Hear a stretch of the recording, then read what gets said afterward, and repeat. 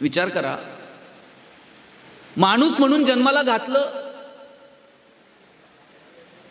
आपण आपल्या भावना व्यक्त करू शकतो, आपण हसू शकतो, आपण रडू शकतो, आपण बोलू शकतो, आपण कुणाकडे कुणाची तक्रार करू शकतो, आपण कुणाची माफी मागू शकतो, कुणाला माफ करू शकतो.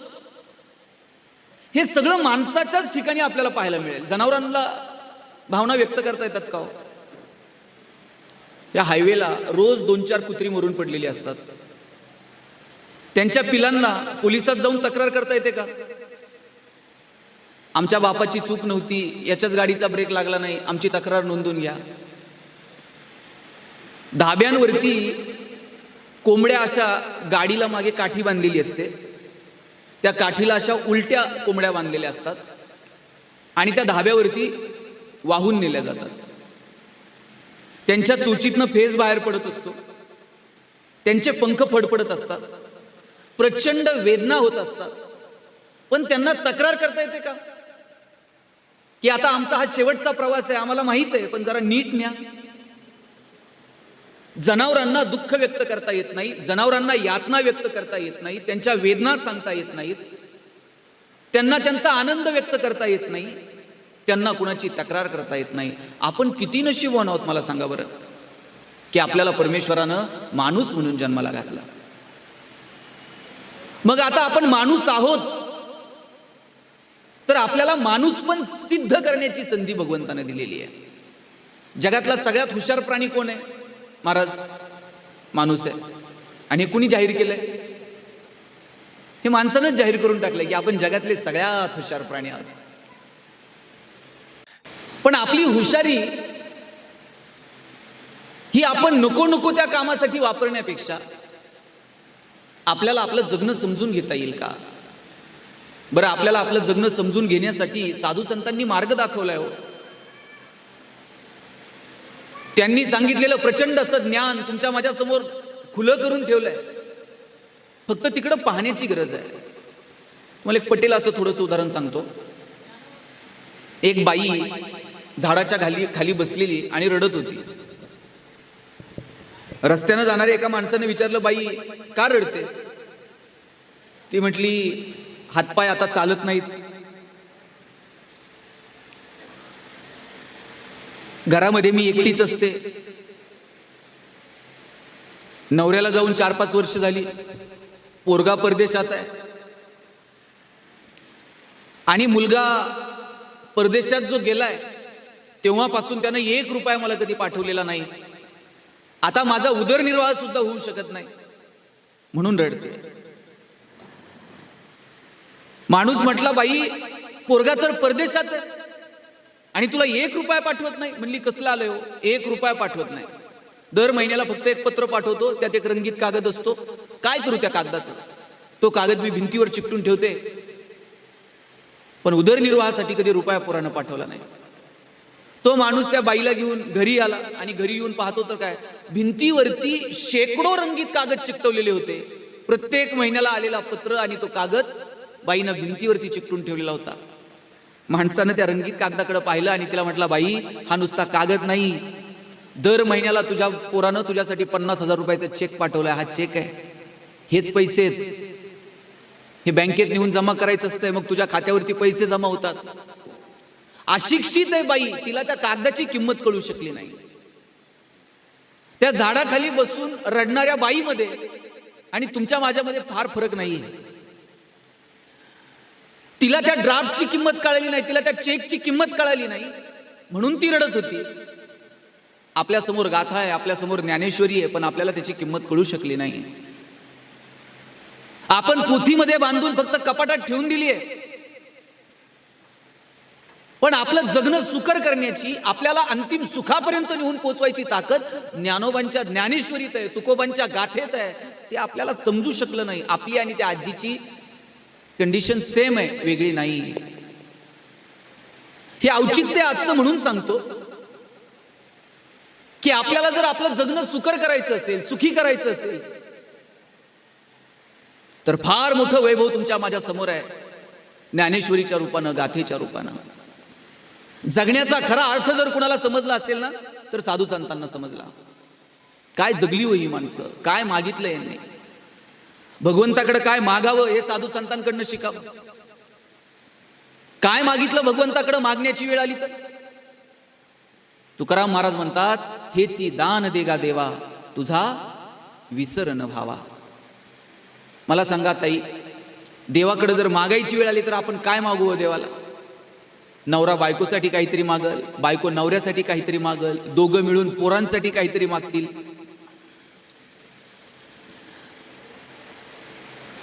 पण साक्षात भगवंतानं विचारलंय तुकाराम महाराजांना, काय मागायचंय ते मागा. आणि तुकाराम महाराज म्हटले, हेची दान देगा देवा तुझा विसर न व्हावा. देवा एवढंच दान दे की तुझा विसर कधी होऊ देऊ नको. आपल्यापैकी कोण असं आहे का की जे देवाकडे गेलंय आणि देवाला मागितलंय, देवा काय असेल ते जगाचं दुःख सगळं माझ्या वाट्याला दे? आपल्यापैकी अशी एक व्यक्ती नाही की जिनं भगवंताकडे दुःख मागितलंय. आपण सगळेजण भगवंताकडे काय मागतो? काय मागतो? सुख मागतो. एवढंसं पोरग जर आपण हाताला धरून मंदिरात नेलं तरी आई लेकराला काय सांगते? देवासमोर हात जोड आणि म्हण, देव बाप्पा सुखात ठेव. त्याला माहित नसतंय सुख काय. पण आपल्या सगळ्यांची अपेक्षा आहे की आपण सुखात राहायला हवं. पण कुंती परमेश्वराकडे काय मागते हो? कुंती भगवंताला म्हणते, द्यायचंच असेल ना देवा दुःख दे. कारण तिला ठाऊक आहे दुःखात श्रीकृष्ण धावून येणार आहे आणि त्याला पाहण्याचं सुख मिळेल. साधू संतांना सुखातली गंमत सापडली होती. तिथे पोहोचण्याचा राजमार्ग सापडला होता आणि तो मार्ग तुम्हाला मला दाखवण्याची सगळ्यांची धडपड आहे, पण आम्हाला तो समजून घ्यायचा नाहीये. आता माझा मित्र मला सांगत होता, परवा देवाला गेलो, म्हटला 4 दिवस झाले देवाला जाऊन आलो, 2 दिवस झाले घरातून उठलोच नाही. म्हणलं काय? म्हणलं इतके पाय दुखतेत. म्हणलं कसं काय? म्हणलं 8 किलोमीटर पाय पाय गेलो आणि बिन चप्पलचं सगळ्या पायाला फोड आले. म्हणलं देवानं तुला सांगितलं होतं का बिन चप्पलचं हे म्हणून? अहो माऊलींनी सांगितलं, देवाची द्वारी उभा क्षणभरी. एका क्षणासाठी सुद्धा देवाच्या दारात उभा राहिला. फक्त मनोभावे असावं. देवाची अपेक्षा नाही तुम्ही पाय पायच या आणि तुम्ही हेच करा, तुम्ही तेच करा. त्याची काही अपेक्षा नाहीये. त्याच्या दारात एका क्षणासाठी जरी उभं राहिलात ना, पण ती आंतरिक तळमळ, तो भाव, तो ओलावा, ते प्रेम, ती भक्ती तुमची असायला हवी, तर भगवंत सापडतो. आणि आज कलियुगामध्ये देव इकडे तिकडे तुम्हाला सापडायची गरजच नाही हो. देवाला सगळ्या ठिकाणी जाता येणार नाही, म्हणून देवानी आपली 2 रूपं प्रत्येक घरात पाठवून दिलेली आहेत. ज्यांनी तुम्हाला जग दाखवलं ना, ती आई आणि ते वडील. आई वडील ज्याला कळाले, मला वाटतं त्याला इकडं तिकडं जाऊन देव शोधायची गरज नाही. इको थोडं कमी करा. ज्या आई वडिलांमुळे आपल्याला ही सृष्टी दिसली, ज्या आई वडिलांमुळे आपल्याला हे जग दिसलं, तेच आपल्यासाठी खरं तर ईश्वर आहे, तेच आपल्यासाठी परमेश्वर आहे. आणि म्हणून भगवंताकडे जर काही मागायचं असेल तर काय मागावं? तुकाराम महाराजांनी मागितलं, तुझा विसर होऊ देऊ नको. आणि मग भगवंतानं विचारलं की बाबा रे, घुमतोय थोडा, दिला तुला हा वर, मग तू काय करशील? तुकाराम महाराज सांगतात, गुण गायीन आवडी हेची माझी सर्व जोडी. तुकाराम महाराजांनी सांगितलं की आयुष्यभर तुझं गुणगान गात राहील. तुका म्हणे गर्भवासी सुखे घालावे आम्हास. आम्हाला पुन्हा पुन्हा जन्माला घाल, पण आयुष्यभर प्रत्येक जन्मात मी तुझं गुणगान गात राहील. मी तुम्हाला हे सगळं का सांगतोय माहित आहे? की आपण सगळेजण ज्या सुखाच्या पाठीमागं धावतोय, तुमच्या माझ्या सहित आपण सगळेजण, आपला असा समज आहे की साधनांमध्ये सुख आहे.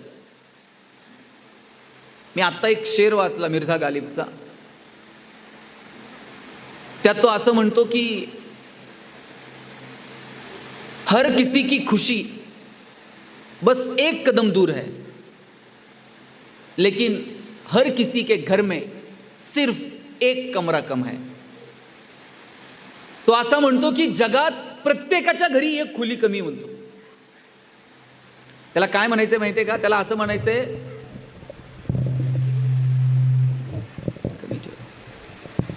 त्याला असं सांगायचंय की जगातल्या प्रत्येक माणसाच्या घरी एक कमरा कम आहे म्हणतो. म्हणजे ज्याच्याकडे एक खोली आहे ना, त्याला वाटतं आपल्याकडे 2 पाहिजे होत्या. ज्याच्याकडे 2 आहेत ना, त्याला वाटतं 3 खोल्या पाहिजे होत्या. ज्याच्याकडे 3 खोल्याचं घर आहे, त्याला वाटतं ना एक जरा कमीच आहे, पाहुणे रावळे आल्यावर कुठे हे करायचं, 4 असते तर बरं झालं असतं. आपला आनंद आपल्यापासून फक्त एक पाऊल दूर आहे. फक्त आपल्या मनात जी भावना आहे ना की माझ्याकडे एक कमी आहे, ती भावना आपल्याला त्या आनंदापर्यंत पोहोचू देत नाही. साधू संतांना हे कळालं, खरा आनंद कशात आहे. इतरांच्या आनंदात त्यांनी आनंद पाहिला, इतरांच्या सुखात त्यांनी सुख पाहिलं. त्यांचं जगणं सुंदर होऊन गेलं. अहो काय जगले तुकाराम महाराज. तुकाराम महाराजांना एकानं विचारलं, महाराज काय कमवलं तुम्ही आयुष्यभर, काय मिळवलं. आयुष्यभर तुमच्या लेकरा बाळांच्या हाल अपेष्टा सहन कराव्या लागल्या, काय मिळवलं काय तुम्ही. तुकाराम महाराजांनी एक वाक्य सांगितलं, कौतुक वाटे झाली या वेचाचे. तुकाराम महाराज म्हणले, जगाला काय वाटतं मला माहित नाही, पण मी जे जगलो ना, माझं मला माझ्या जगण्याचं कौतुक वाटतंय. महाराज जगाला आपल्या जगण्याचं कौतुक वाटेल का नाही मला माहित नाही, पण आपल्याला आपल्या जगण्याचं कौतुक वाटलं पाहिजे. आपल्याला वाटलं पाहिजे की अरे मी जे जगलो ना, माझ्या जगण्याचं मला कौतुक आहे. मी कुणाला 1 रुपयाला कधी कुणाला फसवलं नाही, कधी कुणाला दुःख होईल असं मी वागलो नाही. जे काही मी कमवलं ते माझ्या कष्टाच्या जोरावरती कमवलं. भगवंताचा कृपाशीर्वाद, आईबापाची पुण्याई म्हणून मला हे मिळालं.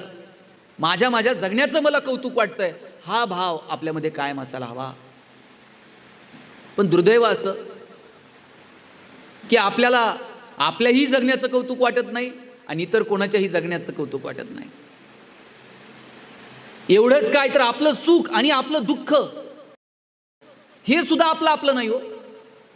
आपलं दुःख, आपलं सुख हे सगळं इतरांच्या क्रियाप्रतिक्रियांवरती अवलंबून आहे. ताई मला सांगा, घरात जर अचानक लाईट गेली तर तुम्ही काय करता? काय करता? अंधारात बसता, मग काडीपेटी बघता.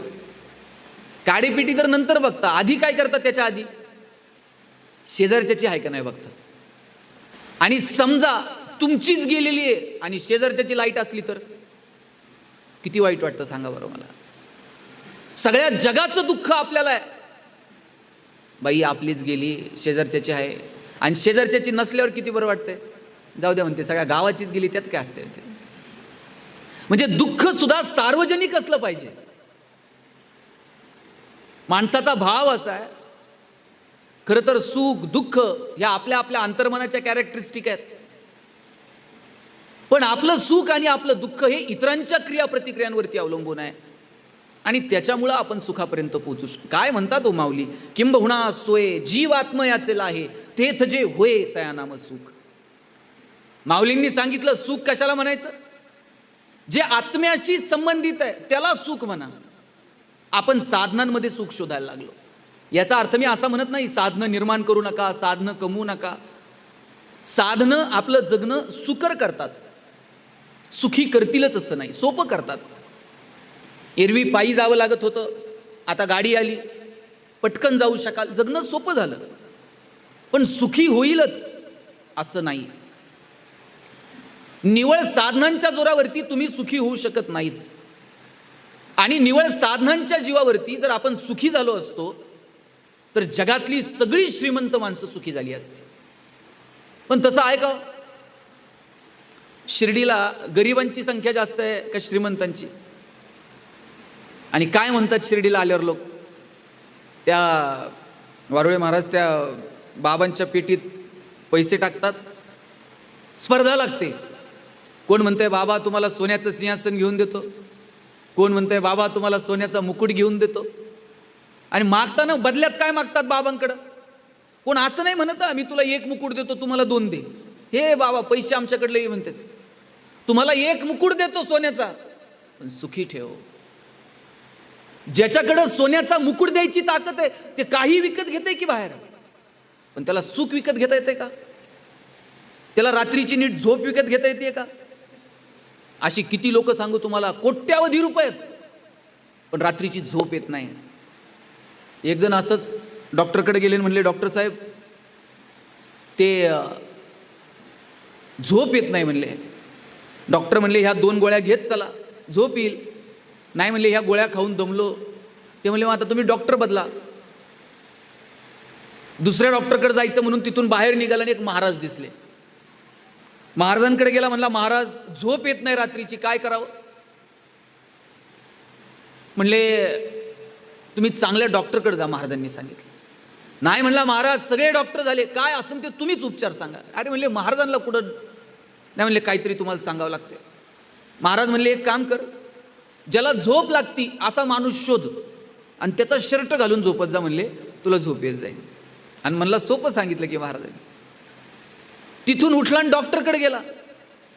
डॉक्टरला म्हणला डॉक्टर साहेब गोळ्या औषधं देऊ नका, म्हणला तुमचा शर्ट द्या म्हणला मला. आणि डॉक्टर म्हणले शर्ट कशाला? नाही म्हणले ते महाराजांनी सांगितलंय ज्याला झोप लागती त्याचा शर्ट घाल. म्हणला डॉक्टर म्हणले आता तुला कुणी सांगितलं मला झोप लागती? 6 महिने झाले म्हणले हॉस्पिटल टाकून, बँकेचं कर्ज काढलंय, हप्ता जवळ आला, त्या गरज नसताना पेशंटला ॲडमिट करावं लागतंय, गरज नसताना सलाईन लावावं लागतंय, नॉर्मल डिलिव्हरी होणार असेल तर सिझरिंग करायला लावावं लागतंय. जसा जसा बँकेचा हप्ता जवळ येतो तसं म्हणलं मला पण झोप येत नाही. चल म्हणले उठ, दोघं मिळून शोधू कोणाला झोप लागते. दोघं मिळून एका इंजिनियरकडे गेले. म्हणले बाबा तुझं कसं आहे? ते म्हणला 6 महिने झाले पालिकेत बिल अडकलंय म्हणला, ह्या टेबलवर त्या टेबलवर, त्या टेबलवर त्या टेबलवर, मलाही डोळा नाही. चल म्हणले एका पुढाऱ्याकडे जाऊ. बाबा तुझं काय? म्हणला मागच्याच इलेक्शनचा अजून वसूल नाही, आता तिकीट मिळतंय का नाही काय सांगायचं आहे. म्हटलं मलाही झोप नाही. 25 जण गोळा झाले, पण एकाला सुद्धा महाराज झोप लागत नव्हती. म्हणले आता दम खाऊ जरा झाडाखाली, ऊन वाढलंय आणि जरा सूर्य मावळला का मग शोधाशोध सुरू करू. म्हणले झोप कोणाला लागते. एका आंब्याच्या झाडाखाली जाऊन बसले. तिथे एक शेतकरी नांगरत होता, धोतर गुंडाळलेलं, अंगात शर्ट नाही, घामाघूम झालेला. नांगरून झालं, बैला आंब्याला नेऊन बांधली, पळत पळत गेला, विहिरीत उडी मारली, पोहला, बाहेर आला, अंग पुसलं, बायकोनं दिलेलं गाठोडं सोडलं, 2 भाकरी दुधात चुरून खाल्ल्या, पायातली चप्पल उशाला घेतली आणि 2 मिनिटात घोरायला लागला. आता हे 25 जण म्हणले सापडलं की आपल्याला ज्याला झोप लागते असं. यांनी असा गदा गदा हलून उठवला. म्हणले रोज अशीच झोप लागती? त्यांना असंच शेड्यूल आहे म्हणलं आपलं. म्हणला कसं? म्हणला आता दिवस मावळला का म्हणला वजभर गवत कापायचं, घरी घेऊन जायचं, जनावराला खाऊ घालायचं, पाणी पाजायचं, धारा काढायच्या, रात्री दिलेलं जेवण 2 भाकरी परत चुरून आणायच्या. झोपला म्हणले, सकाळी कोंबडा आरवायला उशीर, म्हणला निघाला कामाव. म्हणले रोज अशी झोप लागते? रोज असं शेड्यूल आहे म्हणला. म्हणला मग एक काम करशील? म्हणला काय? म्हणला आम्हाला 25 जणांना तुझा एक एक शर्ट देशील का? म्हणला. आता हसायला लागला. म्हणला 25 जणांना एक एक? म्हणला माझ्याकडे नुसता एक शर्ट असता असा उघडा नांगरीत बसलो असतो का? म्हणला काल म्हणला अवताला गुतला आणि शर्ट फाटला, अजून शिवला नाही, एकच शर्ट होता. बघा देव कसा वागलाय. ज्याच्याकडे ढिगाण आहे त्याला रात्रीची झोप नाही, आणि ज्याच्याकडे नुसता एक शर्ट घालायला नाही ते 2 मिनिटात घोरतंय. मला सांगा आजी, सुख आनंद या सगळ्या गोष्टी फक्त पैशात आहेत का? फक्त पैशात नाहीत. आणि फक्त जर पैशात असत्या ना तर जगातली सगळी श्रीमंत माणसं सुखी झाली असती. गरिबाच्या वाट्याला सुख आलंच नसतं. पण असं आहे का? सुख ही आपल्या आपल्या मनाची गोष्ट आहे हो. एखाद्याकडे राजमहाल आहे पण त्याला सुख नाही, एखादा झोपडीत आहे हो,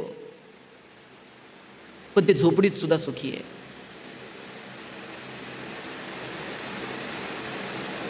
फक्त त्या सुखाकडे बघण्याची आपली दृष्टी ती समृद्ध असली पाहिजे की मला कशात आनंद आहे,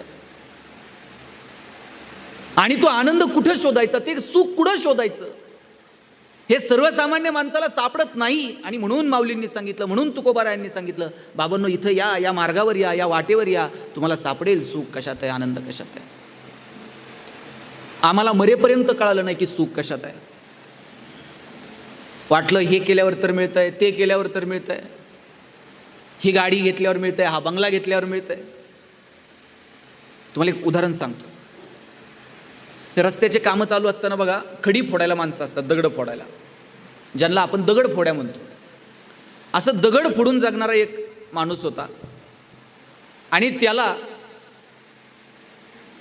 देव प्रसन्न झाला आणि देवानं त्याला विचारलं, बाबा आयुष्यभर दगड फोडत बसला, काय मागायचे ते माग म्हणला तुला. तो म्हणला, देवा आयुष्यभर रस्त्यावर दगड फोडत बसलो, 2 रुपये सुद्धा मला गाठीला बांधता आले नाही, कसं बस गरिबीत जीवन जगलो. इथं गुंठाभर जर जमीन घ्यायची म्हणलं तर लाखोनं पैसे मोजावे लागतात. जमिनीला किंमत आहे पण माणसाला किंमत नाही, त्याच्या कष्टाला किंमत नाही. कशाला म्हणला माणूस म्हणून जन्माला घातलं, मला जमीन केलं असतं ना तरी परवडलं असतं म्हणला. देव म्हणला, बरं काय मग तुझं म्हणणं. म्हणला, मला माणूस नाही, दगड फोड्या नाही, मला जमीन बनव म्हणला. देव म्हणला, ठीक आहे, तथास्तु. त्या दगड फोड्याचं रूपांतर जमिनीमध्ये झालं. सूर्य असा वर वर वर वर यायला लागला. सुरुवातीला जरा बरं वाटलं. सूर्य जसा माथ्यावर आला, सूर्याच्या किरणांनी जमीन तापायला लागली, अंगाची लाही लाही व्हायला लागली. आणि म्हणला, देवा ही जमीन कसली सुखी आली, दिवसभर ताप. म्हणला, या जगात सगळ्यात सुखी जर कोण आहे ना, सूर्य आहे म्हणला. सगळ्या जगाला ताप देत आहे, ते सूर्य बनव म्हणला, मला हे जमीन बिमीन नाही. देव म्हणला, तथास्तु. सूर्य झाला. सूर्याला एक ढग आडवा आला आणि ढग आडवा आल्याबरोबर सूर्याचं अस्तित्वच संपून गेलं. म्हणला, देवा एवढ्या एवढ्याशा ढगानं सूर्याची किरण सुद्धा जमिनीवर येणार आणि सूर्य कसला सुखी आलाय. या जगात सगळ्यात सुखी जर कोण आहे हे ढग आहे म्हणला, जरा ढग बनवते ते का बघ. ठीक आहे, तथास्तु. सूर्याचं रूपांतर परत ढगामध्ये झालं. ढगापासून पाऊस पडायला लागला, त्या पावसात घरं पडायला लागली, झाडं कोलमडायला लागली. याला मजा वाटायची, काय ताकद आहे. लांब डोंगरावरती एक मोठा दगड होता, किंचितसाही हलायला तयार नव्हता. तो म्हणला, या ढगामध्ये, या पावसामध्ये या साध्या दगडाला हलवायची ताकद नाही. म्हणले, ढगात नाही. म्हणला, देवा सगळ्यात ताकदवर जर या जगात कोण आहे, ढग आहे, ते दगड आहे म्हणला, जरा दगड बनव म्हणला मला. देव म्हणला, तथास्तु. ढगाचं रूपांतर दगडामध्ये झालं. एक 4-5 दिवस त्या दगडाची स्थिरता अनुभवली. 5व्या-6व्या दिवशी एक म्हातारा दगड फोड्या डोंगरावर चालत आला. जोरात घणाचे घाव घालत दगड फोडायला सुरुवात केली आणि 5 मिनिटात दगड फोड्यानी दगड फोडला ना. म्हणला, देवा हे दगड कसला स्थिर म्हणला, या म्हाताऱ्या दगड फोड्यानी दगड फोडला. हे खरा ताकदवर आणि खरा सुखी जर कोण आहे ना जगात, दगड फोड्या म्हणला. मला जरा दगड फोड्या बनवते ते का बघू म्हणलं. महाराज, सुरुवात कुठून झाली ती आणि शेवट कुठे हो. सगळं जग हिंडत बसला पण शेवटी जाणवलं, सुख इकडं तिकडं नाहीये, आनंद इकडं तिकडं नाहीये, इथंच आहे. आपल्याला वाटतं ग्रामपंचायतला निवडून आल्यावर तर सुख मिळतंय, सरपंच झाल्यावर तर मिळतंय, आमदार झाल्यावर तर मिळतंय. अरे इकडं तिकडं शोधण्यापेक्षा सुख आत आहे, ते वरवरच्या जगात नाही सापडणार. म्हणून आत कधी डोकावून बघता येईल का, स्वतःच्या अंतर्मनात कधी डोकावून बघता येईल का, आपण कधी स्वतःशी बोलतो का, स्वतःशी कधी संवाद साधतो का. आपल्याला सगळ्या जगासोबत बोलायला वेळ आहे पण स्वतःशी कधीतरी बोलून बघा. रोज रात्री स्वतःशी बोला, कुणाचे तरी आभार माना. तुम्हाला एक प्रयोग सांगतो, रोज करून बघा. रोज रात्री झोपताना आहे ना, भगवंताचे आभार मानायचे, स्वतःशी थोडंसं बोलायचं. भगवंत इकडं तिकडं नाहीये, तुमच्या आतच आहे, म्हणून त्याच्याशी बोला. त्याला फक्त एक सांगा, बाबा आजचा दिवस तुझ्या कृपेनं खूप चांगला गेला, तुझे आभार मानतो. आणि सकाळी उठलात ना, ज्याच्या कृपेनं डोळे उघडले त्याचे आभार माना. डोळे उघडणं सोपं आहे का महाराज. रात्री आपण डोळे झाकतो, सकाळी कोण उघडतो, कोण येतंय का डोळे उघडायला. आपले डोळे उघडे करण्याचं सामर्थ्य भगवंतात आहे. त्याच्या कृपेनं सकाळी डोळे उघडले, त्याचे आभार माना. देवा रात्रभर डोळे बंद होते, बाबा तुझ्या कृपेनं पुन्हा डोळे उघडले, पुन्हा हे जग दिसलं, किती आभार मानू तुझे. कृतज्ञ रहा निसर्गाविषयी, परमेश्वराविषयी. ज्या दिवशी आपल्यातली कृतज्ञता संपेल त्या दिवशी हा निसर्ग आपल्याला रौद्र रूप दाखवायला सुरुवात करतो. कृतज्ञ रहा निसर्गाच्या संबंधानं. त्याला सांगा, बाबा तुझ्यामुळे आम्ही आहोत. या झाडाचं पान सुद्धा ईश्वराच्या शक्तीशिवाय हलू शकत नाही.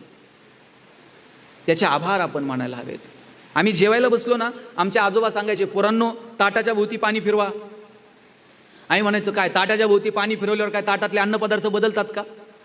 बाजरीच्या भाकरीची पुरणपोळी होते का? आजोबा म्हणायचे, बाबांनो तसं नाही, ताटाच्या भोवती पाणी फिरवलं ना, त्या पदार्थाचा प्रसाद होऊन जातो. आणि मग त्या प्रसादाविषयी आभार व्यक्त करा. म्हटलं कुणाचे आभार व्यक्त करायचे? ते म्हणायचे, ज्यानं पिकवलं त्या शेतकऱ्याचे आभार माना. घास खाताना आहे ना 2 सेकंद लागतात विचार करायला, आभार माना फक्त. ज्यानं घाम गाळला, ज्यानं कष्ट केले त्या शेतकऱ्याचे आभार. जिनं घरात शिजवलं त्या आईचे आभार. आणि घास तोंडात घालताना ज्यानं भूक दिली त्या भगवंताचे आभार माना. काहींकडे ढिगाण आहे पण भूक लागत नाही, काय करायचं सांगा? पाची पक्वान समोर आहे पण भूक लागत नाही, त्याच्यासाठी गोळ्या खाव्या लागतात. आभार माना ज्यानं भूक दिली, आभार माना ज्यानं तहान दिली. ही कृतज्ञता आपण व्यक्त केली पाहिजे. आणि त्याच्यासाठी आपण माणूस आहोत याची जाणीव आपल्याला असायला हवी. आपल्या हातामध्ये इतरांसाठी काहीतरी देण्याची दानत असायला हवी. भगवंतानं प्रत्येक गोष्टीचं प्रयोजन इतकं सुंदर केलंय ना. बघा, आपल्याला हात किती दिले देवानं? जागे आहेत ना सगळ्या? किती हात दिलेत? किती? 2 दिले. देवाला काय अवघड होतं? देवानं 1 हात दिला असता इथून गळ्यातून आणि म्हणलं असतं घे बागून, जमलं असतं की. पण 2 हात का दिले? 2 पाय का दिले? कुणाला 4 दिले, तसं आपल्याला 1 दिला असता माणसाला, म्हणलं असता उड्या उड्या मारत मारत जग बाबा, माणसानं जमून घेतलं असतं.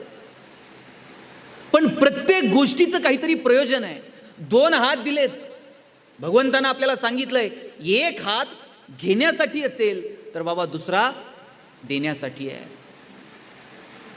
ज्यावेळेस आपण चालतो 2 पावलेत, कधीच कोणता 1 पाय कायमस्वरूपी पुढे नसतो. कधी हा पाय पुढे तर कधी दुसरा पाय पुढे. भगवंताला सांगायचंय बाबा तुलना करत बसू नको. कधी तू पुढे, कधी तो पुढे, कधी तू कुणाच्या पुढे, कधी कुणी तुझ्या पुढे. या तुलनेत अडकू नको.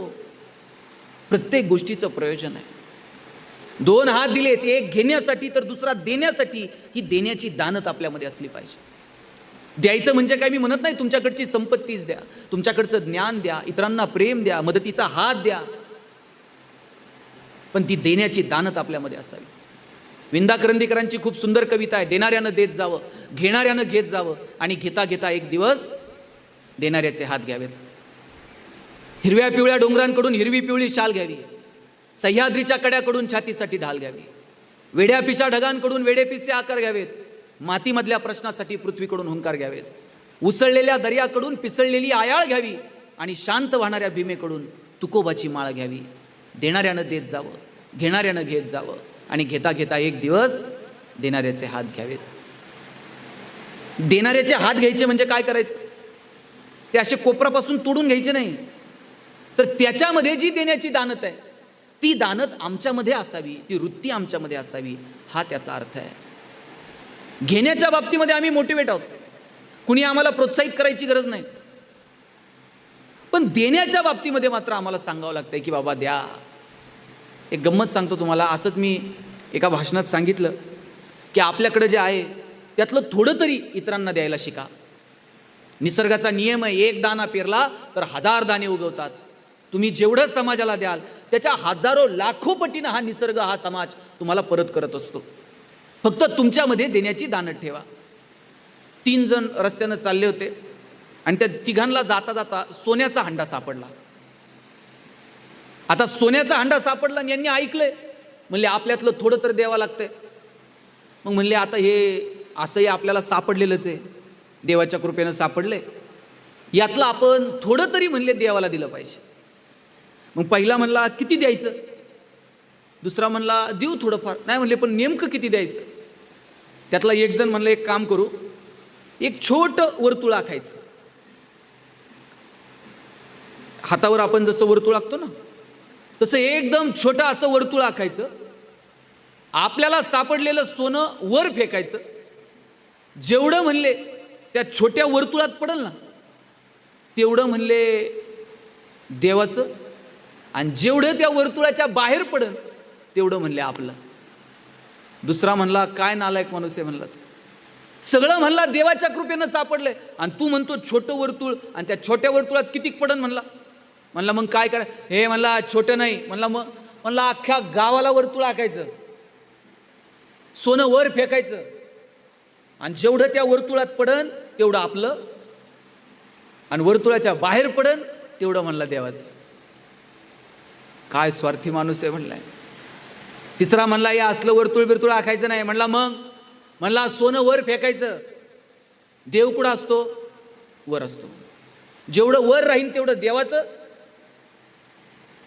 आणि जेवढं खाली पडून तेवढं आपलं. म्हटलं किती माणूस स्वार्थी आहे बघा. देण्याची वेळ आल्यानंतर आणि मग आपण किती चॅप्टरपणा केला ना, सगळं रिमोट कंट्रोल शेवटी त्याच्याकडे आहे. मग त्यांनी कशी व्यसन लावली. डोळ्यांना न दिसणारा एक विषाणू, सगळं जग थांबलो. कोरोना कोणी बघितला का, कसा होता काय होता, पण सगळं जग जागेवरती थांबलं. ही निसर्गाची ताकद आहे. आणि आत्ता नाही, हजारो वर्षापासून निसर्गानं माणसाला दाखवून दिलंय की बाबा रे, निसर्गाच्या समोर तू फार शूद्र आहेस. पण माणसाला ते समजू शकलं नाही. साहेब, नेपोलियननं युरोपवरती आक्रमण केलं होतं आणि सगळा युरोप जिंकला. शस्त्राच्या जोरावरती नेपोलियनला युरोप जिंकता आला.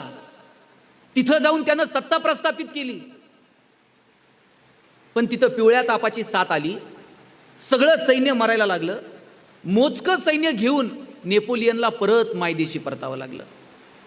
शस्त्राच्या जोरावरती युद्ध करून एखादा प्रदेश जिंकता येतो, पण निसर्गाच्या समोर तुमची शस्त्र चालत नाहीत, याची परिणिती नेपोलियनला आली. दक्षिण आफ्रिकेमध्ये जनावरांचा प्लेग आला होता. सगळी जनावरं मरून गेली.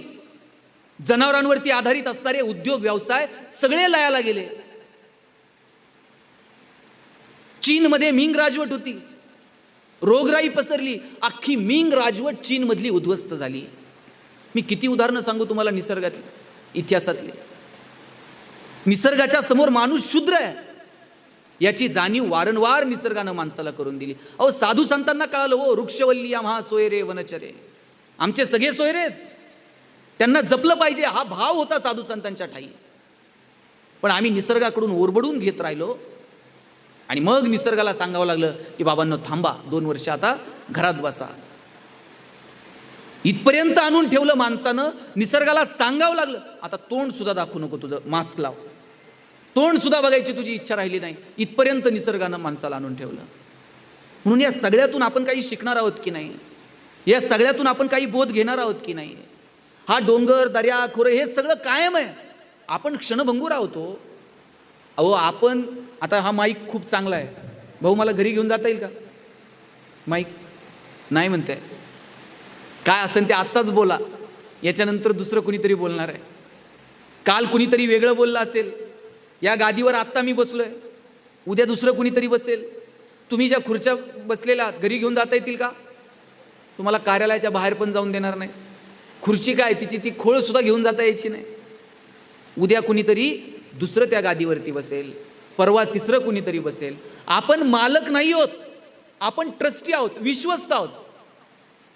आपण सांभाळायचं, पुढच्या पिढीच्या हातात द्यायचं आणि तिकीट काढायचं आणि निघून जायचं. इतका साधा जगण्याचा अर्थ आहे. काहीही वर घेऊन जाता येणार नाही. 2च पर्याय ठेवलेत आपल्या समोर. एक तर तुम्हाला वाटून जाता येईल, जसं तुकोबराय वाटून गेले, नाहीतर तुम्हाला ठेवून जाता येईल, पण तुम्हाला घेऊन जाण्याची सुविधा अजून उपलब्ध नाही. आणि आपल्याला जर घेऊन जायची सुविधा उपलब्ध असती, आपण सोयीनं गेलो असतो का. आपण चालता चालता ह्याचं नेता येतंय का, त्याचं नेता येतंय का, आणि एखादा लईच मागं लागला असता तर म्हणला असतं ये वर न्यायला, तुझं ते कशाला येतोय वर, तुमचं काय राहिलेलं नाही. 2च पर्याय उपलब्ध आहेत, वाटून जा नाहीतर ठेवून जा. घेऊन तुम्हाला काहीही जाता येणार नाही. वर एकच आहे हिशोब करायला चित्रगुप्त, न्यायला पण एकटा यमच आहे. देवानं रिक्रुटमेंट केलीच नाही. ती काय सोपी का रिक्रुटमेंट. परत TETची परीक्षा घ्या, त्याच्यात परत घोळ होणार. बरं त्यातून भरलेली लोक सोयीनी माणसं नेतील का? यमानी समजा तुमच्या माझ्यासारखे 2-4 जण हाताखाली ठेवले कामाला, तर ते नीट नेतील का? ते म्हणाल बाबा तू त्या पार्टीचा आहे, तुला आजच नेतो. त्याला म्हणून तू 50 दे, तुला परवा नेतो. देवाकडं मोजकी माणसं आहेत आणि पारदर्शकपणे सगळ्या कामाचा हिशोब होतो. म्हणून जोपर्यंत श्वासात श्वास आहे तोपर्यंत जगून घ्या, तोपर्यंत जगण्याचा आनंद घ्या, तोपर्यंत एकमेकांशी बोला, एकमेकांशी संवाद साधा, एकमेकांच्या हातात हात द्या. तुमच्या घरातल्या म्हाताऱ्या आई वडिलांना तुमचा स्पर्श हवा असतो, तो स्पर्श द्या. कितीतरी तरुण पोरं आहे तिथं, गेले कित्येक वर्ष आपल्या बापासोबत स्पर्श नाही, आपल्या आईसोबत स्पर्श नाही. काय लागतो? घरातून बाहेर पडलात ना 10 सेकंद लागतात खाली वाकून पायाला हात लावायला. फक्त घरातून बाहेर पडताना वाकून फक्त बापाच्या पायाला हात लावा. बापाचा ऊर भरून येतो, कौतुकानं बाप पाठीवर थाप मारतो. घरातून बाहेर पडलात ना आईच्या पायावर फक्त डोकं ठेवा, जीव ओवाळून टाकते आई तुमच्यावरती. आई आणि बाप ह्या 2 गोष्टी अशा आहेत जगातल्या की ज्या निरपेक्ष प्रेम करतात तुमच्यावरती. त्यांना तुमच्याकडनं कशाचीच अपेक्षा नाही. कोणती म्हातारी आईन बाप असं म्हणते पोराला, जरा 2000 रुपये दे, आता नाहीच मागत ते. खिशात 50 रुपये असेल तर आई पोराला काढून देते, धर बाबा तुला. त्यांना आता तुमच्या पैशांची अपेक्षा नाहीये. 2 शब्द फक्त प्रेमानं बोला. आणि मला सांगा कुठपर्यंत बोलता येईल तुम्हाला? जोपर्यंत ते जिवंत आहेत तोपर्यंत. आज तुम्ही वर्षश्राद्धाच्या निमित्तानं म्हटलात की आम्हाला आमच्या आईबरोबर 2 मिनिटं बोलायचं आहे. ब्रह्मदेवा तुला इथून आहे ना एक 2-5 कोटी रुपयाची FD करतो, पण आमची गेलेली आई एक 5 मिनिटासाठी बोलव, सगळे पाहुणे रावळे आले, जरा बोलू दे तिच्याशी. आता बोलता येईल का? लक्षात घ्या, एक कार्यक्रम असा असतो आपला, तो आपलाच असतो आणि आपल्याच कार्यक्रमात आपण गैरहजर असतो. एक कार्यक्रम होतो आयुष्यातला की जिथं आपल्याच कार्यक्रमात आपल्याला गैरहजर राहावं लागतं. जोपर्यंत आपली हजेरी इथं आहे तोपर्यंत बोलून घ्या, तोपर्यंत संवाद साधा, तोपर्यंत एकमेकांना प्रेम द्या. गेलेली आई, गेलेला बाप परत मिळत नाही.